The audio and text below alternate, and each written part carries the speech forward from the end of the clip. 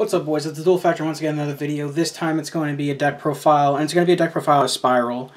Ever since the ban list hit, competitively I've been playing Invoked. You guys saw about what I took to YCS Atlanta, and that's what I would have took to the St. Louis Regional if it didn't get canceled on me. But at a local level, because I don't play very often at locals, but the last couple weeks I have been because I've got the weekends off now between both jobs. So I can record matches for you on Thursday, and I judge those actively as the best of my ability, and I'm getting better at it, so hopefully you guys notice that in the videos, and hopefully they're a little bit better for you for the dual matches. But on Saturdays and Sundays, I actually get to play, and I've been playing SPYRAL for the most part. And I like playing this deck at a local level because, one, it got a lot more fair, especially with Resort going down to 1. And 2, that's another reason why I like it, is because Resort's at 1, so now you have to resource manage really well with your deck, and I think that's really good for players who play at a competitive level to play stuff like this at locals, simply because it helps you with your technical play and it helps you with your resource management, so that's another reason why I like playing it.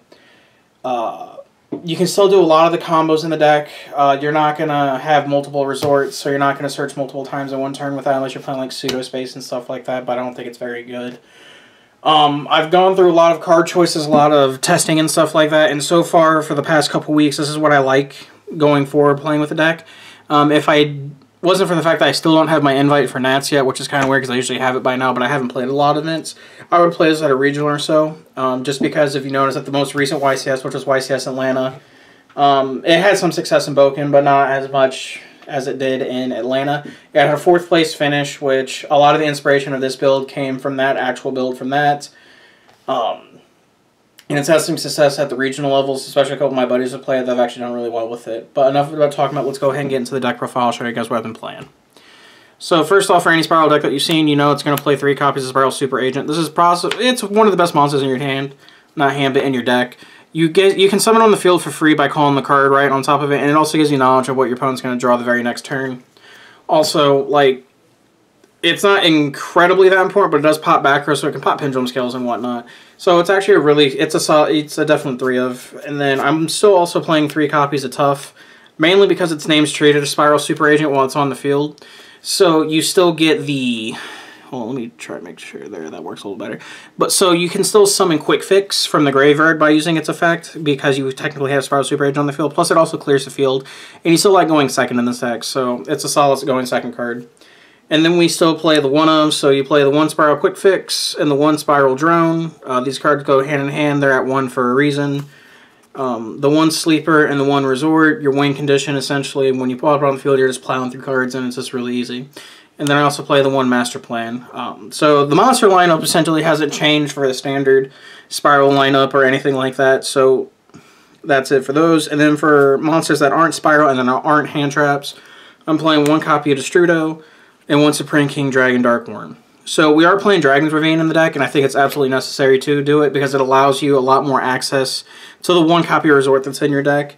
And you can do a lot of combos with Ancient Fairy Dragon. If you're going second, if you don't need the Ancient Fairy Dragon search or combos or anything like that, you can make Black Rose, nuke the field, and then proceed with your plays as regular. It does a lot for the deck, especially now that you have a lot of your power cards at 1. So I feel like you need to play it as of right now. And then my favorite part of the deck is the fact that you can still play 9 hand traps, and I really like hand traps. So we're playing 3 Ash. To me, this is the best generic hand trap. Arguably, it's not very good against Pendulum, which is the best deck, but it's good against everything else. It's good against Trickstar, it's good against True Draco, it's good against Invoked. Like I say, anything Rogue. It's really good against Lightsworn too, because you can stop grass, left arm offering, all that fun shenanigans. So I still think it's the best generic hand trap, even though it's not very good against Pendulum right now. But you're not always going to play Pendulum, so you gotta play what you think you're going to see. And then we'll also play 3 copies of Ghost Ogre. And I'm playing 3 of this now because I think Pendulum's the best deck. And if you ever go to a bigger event or anything like that, that's what's going to be the most common around there. So there's 3 of that. Because like it completely stops Electromite. Like it takes it off the field. They can't Pendulum. They can't get a +1 off their Pendulum summon. So it's really good right now. Plus it's not bad against some of the deck. Like it's really good against Diagram for starters. It gets Diagram right off the field. It outs the little baby Draco monsters. Technically, against Trickstar, like, it's not very good against Trickstar, but if they summon Candina, you can force the Lycris tag out, which doesn't seem good or ideal, but, I mean, it is a play. You can also stop Light Stage from locking one of your back rows with Ghost Ogre, so that's another cool interaction, too. So it's not terrible against a lot of decks, but since it's so good against Pendulum, and there's actually an increase in Pendulum on local, so I'm going to play 3 of it. And then I'm also playing 3 copies of Effect Veiler. So this card's also really good against Pendulum too, that's why it's in the main deck. Because essentially, if you don't Ghost Ogre, but you Veiler the Electromite, it's just the vanilla that points with 2 downward pointing arrows. That's it. You don't get all this insane advantage that you would in a regular Pendulum deck. So we're going to go ahead and play through that trap card. Plus, like, it's not terrible against Trickstar. Like, it forces them to have Lycoris for their Candy Ending Resolve, so I guess it's not terrible then. But it comes out against Trickstar. It's really good against Invoked. You let them do the Terraform, Meltdown, whatever, and then they summon the Alistair, and then you cut them off from the Invocation by just hitting the Alistair, and that's worse than anything in the deck. Because when you pull the Alistairs out of the deck, and they still have no way to get to Invocation, you win the game. And that's why I like this hand trap. Arguably, it is light, so they can make Mechaba, but I'm willing to make that trade. And that is it for the monsters. On to the spells. We are playing 3 copies of Dragon's Ravine. I took the ratio for the field spells I took straight from Enrom. That's the guy who took 4th place at YCS Atlanta. But you 100% need to play 3 copies of this. At first, I wasn't going to play 3 copies because I was playing 3 Terraforming, but you honestly want to see the field spell. It gets you to Destrudo. When you get to Destrudo and you have another monster in hand, it gets you to Spiral Resort, and you can just continue to play the game from there. So there's no reason not to play 3 of this. Plus, you can discard Ravine for Ravine, all sorts of stupid stuff. And there's actually a lot of combos you can do with it. And if you guys want to see combos, I'll go ahead and make combo videos of Spiral, post the ban list with this card, and I'll show you exactly what you can do with it.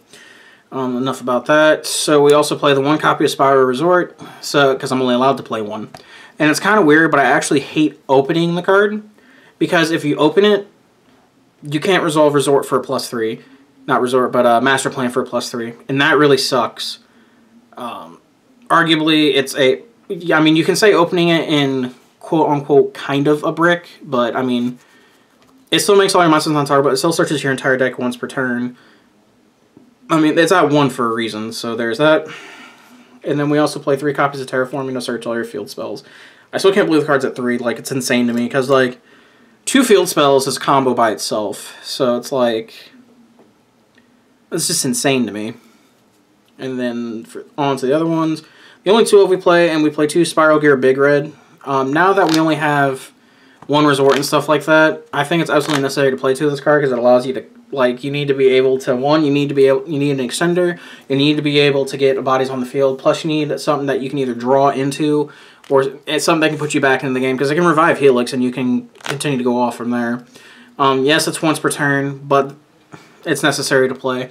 Also, there's a combo you can do with, like, Spiral Quick Fix, where if you open nothing else but you open Quick Fix, you can summon Quick Fix, link it in, well, summon Quick Fix, add the Big Red to your head, and then what you can do is link it off into Link Karibo, use the Big Red to bring back the Quick Fix, to add Drone back to your hand. So now you're set up for the next turn, because they can't destroy it. They have to destroy the Quick Fix by card effect at that point, because Big Red says it can't be destroyed by battle, and you have a downward pointing arrow with Link Karibo. So that's actually really huge. And then the following turn, like I said, you can summon the drone and then go off, and then you still have another Big Red in the deck to search for you to continue your play. So that's actually really notable and really key to remember. And then we play a lot of power 1-of spells, so I'll just kind of go over them real quick. Rhoda, 1-for-1, Soul Charge, Monster Reborn, Upstart, and Foolish. Now all 6 of those spells are all broken 1-ofs. Like I said, Rhoda searches you any super agent out of your deck. 1-for-1 gets you the Quick Fix, and worst case scenario, it also gets you the Drone. Soul Charge, because it's Soul Charge. Foolish, you sometimes need to be able to put your Quick Fix in the graveyard by other means. Upstart for consistency, and then Monster Reborn because it's the best extender. And then we play 3 rescue cards. We play 2 Mission and 1 Spiral Mission Assault. Now, I'm not playing Foolish Burial of Goods in the deck. Originally I was, but I just found that Ravine was just better currently in my testing and my play. And plus, these cards, like, you don't necessarily want to send them off goods. You kind of want to add them to your hand to draw. Like, you can discard them for Quick Fix to bring it back, or you can set cards like Spiral Mission Rescue, which is actually really good because it keeps adding spirals in your hand, so you can continually add Sleeper to your hand once they clear it, resort back to your hand to make it untouchable. And you also have Spiral Mission Assault, which allows you to draw extra cards, and then sometimes when you discard them, you don't always need a Monster Reborn, but you need to be able to summon out of your hand. So that's why I play this ratio, and it works the best for me. If I continue testing, I'll probably bring you updates to the deck too. If I change it, I'll tell you why I changed it, but for now, that's why I think it's the best to go with. And that is the main deck. It is 40. And then we'll go on to the extra deck. You already know, my sweet GOAT tokens. And then my Field Center, my boy. You know, whatever. Anyway. So, to the namesake, we are playing 2 copies of Double Helix. This is why the deck is still playable. Especially, like, it is 100% the reason why the deck is still playable. It searches everything in your deck. It gets you free bodies on the field. It's a downward pointing arrow for you to start all your combos. Like, the whole reason the deck still runs is because of this card. And there has been an argument that you could play 3, but there's never been a situation that come up that I've wanted a 3rd Helix. 2 is quite enough. So, because essentially, if you resolve it the first time, you should be winning the game, in theory. So, enough about that. I only play 1 Link 1, and I play Link Karibo.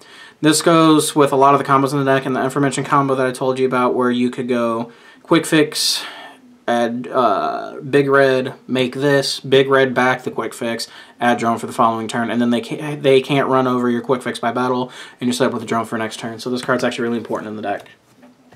I play some other Link 2s. I play Underclock Taker, I play Proxy Dragon, and I play Ib. Underclock Taker, other than Electromite, is probably the best card that came out of Extreme Forces. Like, it does so much for you, especially with your Ancient Fairy combos, because now you have a generic rank 2 that points down. That's the biggest thing. And it opens up another zone for your Spiral Double Helix, and it just allows you to do so many combos that are unfair. The Proxy Dragon, because it's generic, and Ib is probably the best generic Link 2 that you can make, so we'll go ahead and play that. For Link 3s, we'll play 1 Ningirsu, 1 Gaia Saber, and 1 Decode Talker. If you look at the build that took 4th place at Atlanta, he was not playing Gaia Saber, he was playing the Galaxy Tomahawk. That's one of the big changes I made. Which I think that combo is really good with Galaxy Tomahawk in this deck, because there are some times that you have Master Plan, and you also have Ancient Fairy on the field at the same time. But through testing and through actual gameplay, I never really went into that specific combo. And then in the opportunities that I could go into the combo, I could usually just push for damage and kill them through, because Galaxy Tomahawk doesn't let you do damage to turn you activate the effect. So that's one of the things that hurts me off from doing that play. But it is what it is at that point. And then not only that, but there are some situations that come up that you just need to be able to summon a 2600 monster, or you need a Link that points 2 ways, and you've already gone through your Ib and your Proxy Dragon. So it actually comes up playing this. Decode's usually what you end on, and then Ningirsu, because Ningirsu's generic removal. Another card he wasn't playing. But Ningirsu's generic removal. Also, there's the draw 1 combo you can do with Ib too, so that's another reason why it's in there. And then for my Link 4s, I play 1 Borreload, 1 Saryuja, and 1 Firewall Dragon. So you go into Borreload pretty easily. You can actually go into Borreload at will in this deck, so that's one thing to keep note. Firewall Dragon, there's been a couple times I can make it. There's actually some cool combos you can do where you actually loop it, which is really cool. And then Saryuja Skuldrat is kind of a weird card. Like, it seems really, really good in theory, but I've only made it once or twice, and that was just to correct a bad hand. Any other time, you just kind of go into other combos because you can push for more damage. But, I mean, the card is still really good, and it's definitely worth playing. You don't make it as often as you think you would. Most of the times, you're only making it off of Soul Charge, or if you just have a really bad hand and you need to correct it. So there's enough about those. And then that's all the links. And then for the Synchros, I play 1 Ancient Fairy and 1 Black Rose. Wow, that one focused real bad. But anyway, 1 Ancient Fairy, 1 Black Rose Dragon. This card you have to play. Like, it gives you so much more access to your field spells. It lets you combo, especially with 1 monster in hand. I can show you one of the, I actually am going to record 1 combo if you open, like, just Dark Worm Ravine and that's it. But it lets you do so much for the deck. Plus, like, I can go on for days by Ancient Fairy, but we'll just get past that. And then Black Rose Dragon, sometimes you just need to be able to go second, nuke the board, and combo. And that's why that's in here. And then the only XYZ I play is Sylvan Princess Sprite. You should be able to make this card almost every single game. It generates free advantage. I can't tell how many times that you activate it, and you'll peel, like, I don't know, Monster Reborn off the top, Foolish Burial off the top, Soul Charge, Terraforming, any field. Like, what this card does is insane. And it should be the only X-Age you're honestly playing. Like, you could play Tornado Dragon, I guess you can play Boguska, but there's never been a reason for me to want to summon those cards against my opponent, and this card you just want advantage against your opponent, like, because that's how you win. But anyway, that was my Spiral deck. Always remember to like, comment, subscribe. Tell me what you guys think. See if there's any, for sure, definitely in the comment section below. Let me know if there's any text or anything other than, like, Shuffle Reborn and stuff like that, because I've already seen those combos and I've tested it and whatnot. Other than that, always remember to like, comment, subscribe, guys. Later.